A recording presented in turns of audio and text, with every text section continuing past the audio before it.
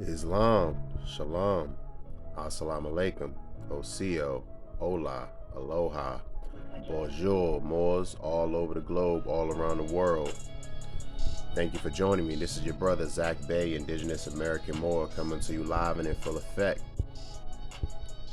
Please like, share, subscribe to my channel. Give me a thumbs up, leave a comment, interact with the content. We're jumping back into the Black's Law Dictionary, 4th edition. Happy Father's Day to all the fathers all over the globe, all over the world, doing your thing, holding it down, going through it, fighting through it, never giving up. Let's get it. Once again, thank you for joining me.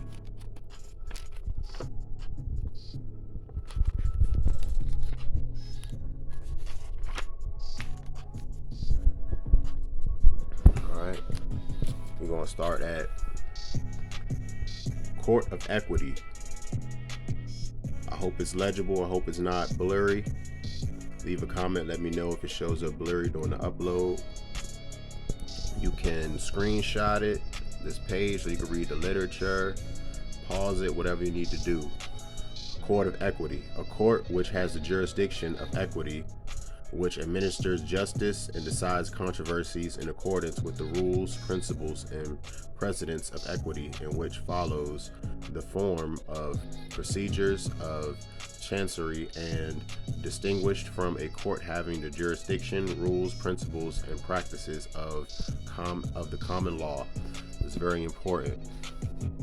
A court of equity is different, distinguished from a court of common law, which is where we stand, which is a common man, woman, flesh and blood, unenfranchised, unincorporated, free person has our standing and status in common law. So just like equity courts and other courts, kangaroo courts, they're operating under a de facto. Now we're going to see exactly what de facto means. Once again, you could screenshot it so you can get this information. De facto court, one established, organized, and exercising in judicial functions under authority of a statute apparently valid, though such statute may be in fact unconstitutional and may be afterwards so adjudged, or a court established and acting under the authority of a de facto government. Now de facto means fake, means not real. See? It seems valid. It appears apparently valid, though it might in fact be unconstitutional. And that's exactly how they're getting us.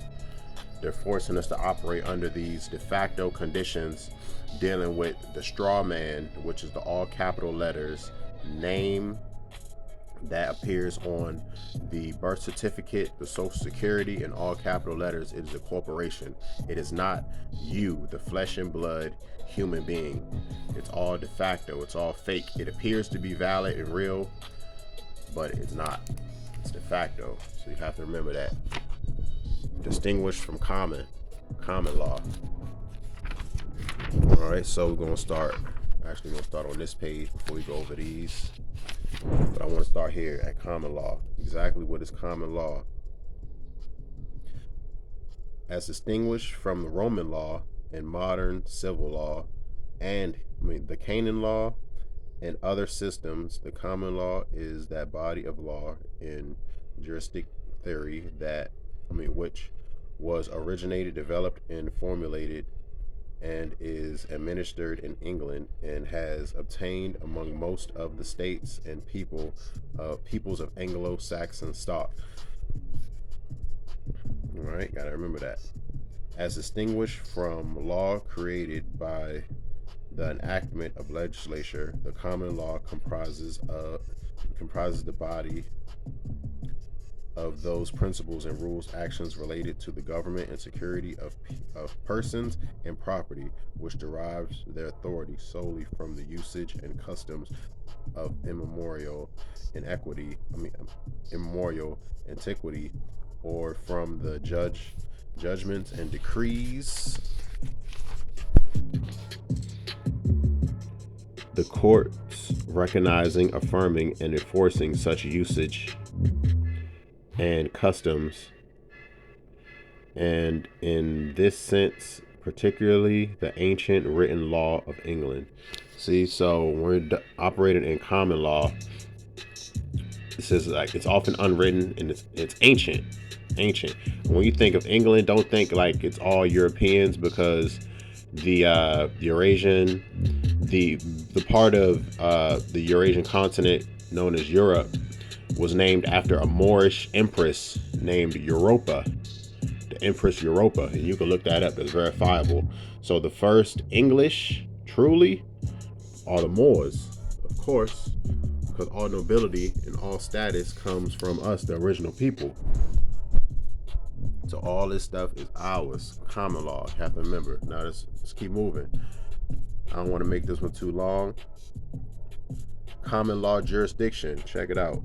Jurisdiction of a court to try and decide such cases as were categorized by the courts of law under the English common law. The jurisdiction of these courts, of those courts which exercise their judicial powers according to the course of the common law. So that's common law jurisdiction. Something you have to realize, and you have to claim this when you actually go into those kangaroo courts, like those so-called traffic courts. If you ever get stuck up in there, also some so-called criminal proceedings. If it's like something that they say is a criminal act, but there's no corpus delicti, which means there's no injured party. You didn't damage someone. You didn't hurt somebody physically, or you didn't damage someone's property and deprive them of said property. Then there's no corpus delicti, which means there is no crime. There is no victim. So you have to remember these things. Claim common law jurisdiction when you go up into court. It's simple as saying out of your mouth, I claim common law jurisdiction. You could also add, if you would like, there's all suggestions. You could also add to that opening statement, I do not consent, I waive the benefits. And then you proceed. You always want to represent yourself in propria persona, which means your proper person, which means you're free, flesh and blood, living, unincorporated, unenfranchised, common law, free person.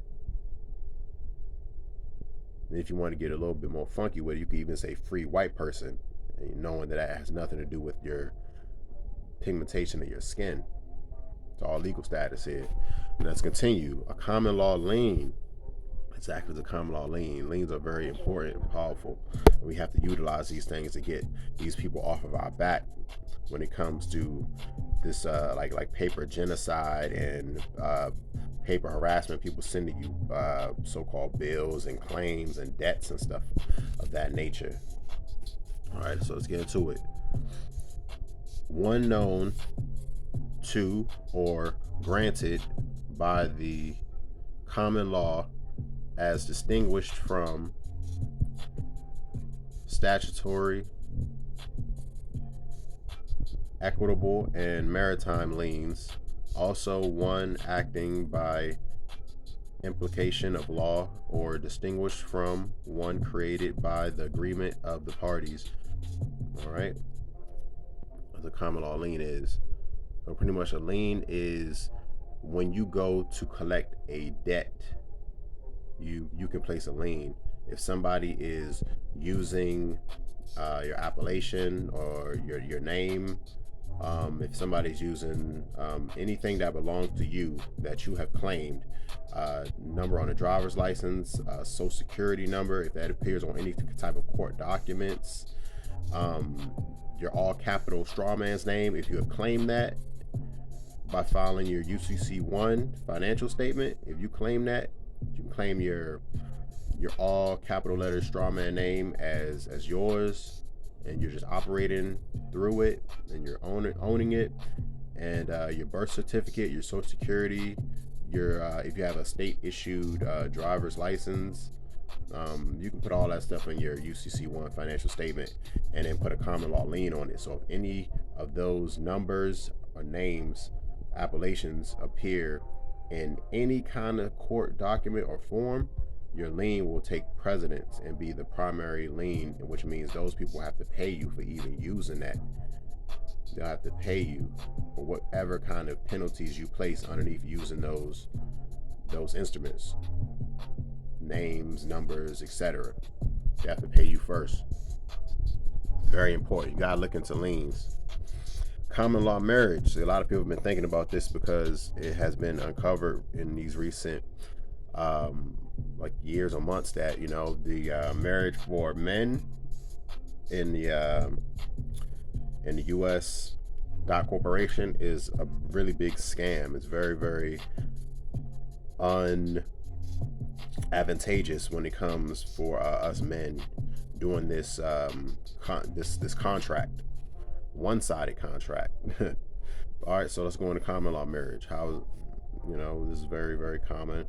So all this stuff has to do with common law, and it just connects back to the common law. You put common in front of it, and it means it's in the common law jurisdiction, which is where we want to be.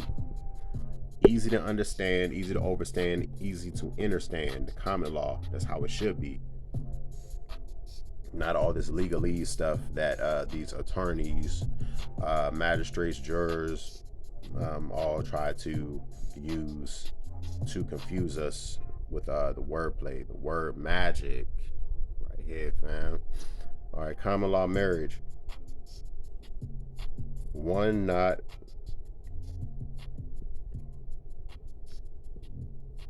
what is this? Solemnized in the ordinary way.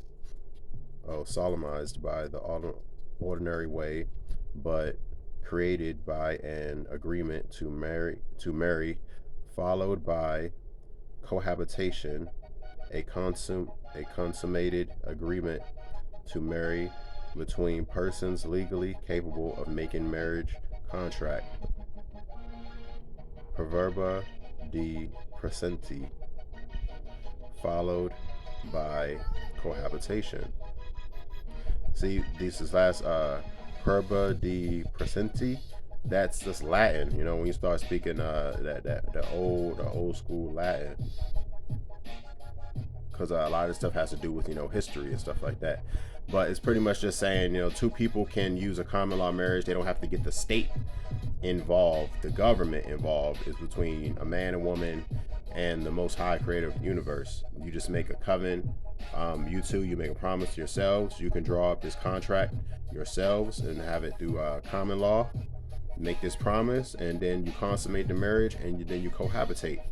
You also have to make a notice, a public notice of said marriage in common law, which means you can place a newspaper article in the local paper for about 3 weeks. I believe is the minimum. 3 weeks you can place a article in there just stating, that so and so was married, you and so tied the knot in a common law marriage, and you just post it in your local paper for about 3 weeks, and it becomes a public notice, and it's actually lawful. All right, so let's continue. Hopefully that saves a lot of people stress and headache. Common law action. So all these things actually fall under, like I said, the common law, under all common law action. So when it comes to operating, see what the common law action is. A civil suit, as distinguished from a criminal prosecution or proceeding to enforce the penalties or a police regulation, not necessarily in actions which would lie at common law. All right, so that's the common law actions, not necessarily in actions that would lie in common law. So it's pretty much a civil suit, as distinguished from a criminal prosecution. So it's not criminal, it's usually civil. When you just want to, when there isn't, like I said, there isn't an injured party or corpus delicti, there isn't property damage, there isn't a person who's been physically harmed, that takes it out of the criminal realm, and it makes it civil. Civil deals with like equity, finance, copyright, things of that nature. trespassing, stuff like that. So all that can it goes under common law actions. And the last one I want to go through, because I don't want to make this too long, we're looking for remedies, fam. Remedies, common law remedies. So this is exactly what we need when you want to. A remedy is used to cure like ailments, right? Ailments when you're sick or something like that. So remedy in law is like a repairing. See, this phase within the meaning of U.S. Judicial Code